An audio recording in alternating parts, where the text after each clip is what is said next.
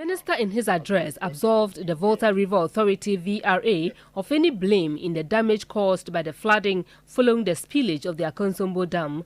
The Energy Minister told Parliament the spillage needed to be done to save the dam and avert an otherwise more devastating outcome.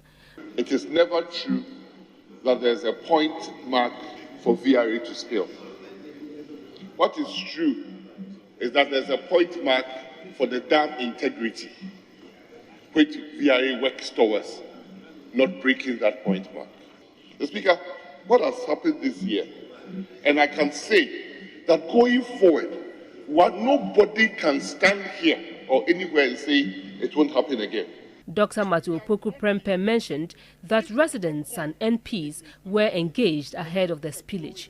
He also disclosed that the VRA had provided relief items to MPs to be given to the affected constituents.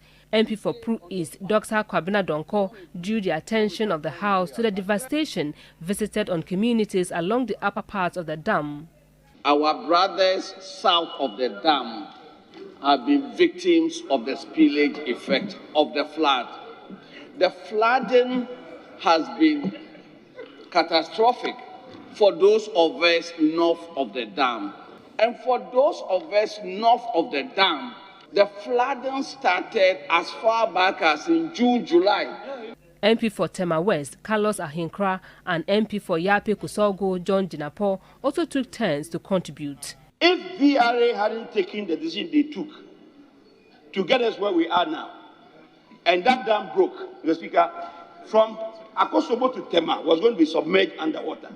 An interministerial committee has been constituted to address the havoc emanating from the spillage of the dam. And I'm saying that even from day one, when you do that, you are limiting the focus. And I thought that government would have done much, much more.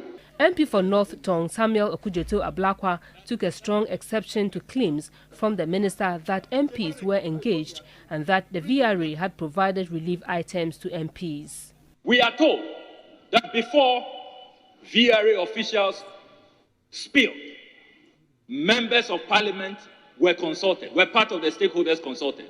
I can speak for myself. I was never invited to any meeting. I was never consulted. We have had enough. We are down.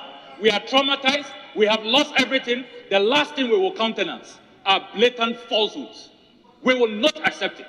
The comments of the North Tong MP were, however, challenged by Impraiso MP Davis and Opoku, who asserted that Okujeto Ablakwa had received relief items.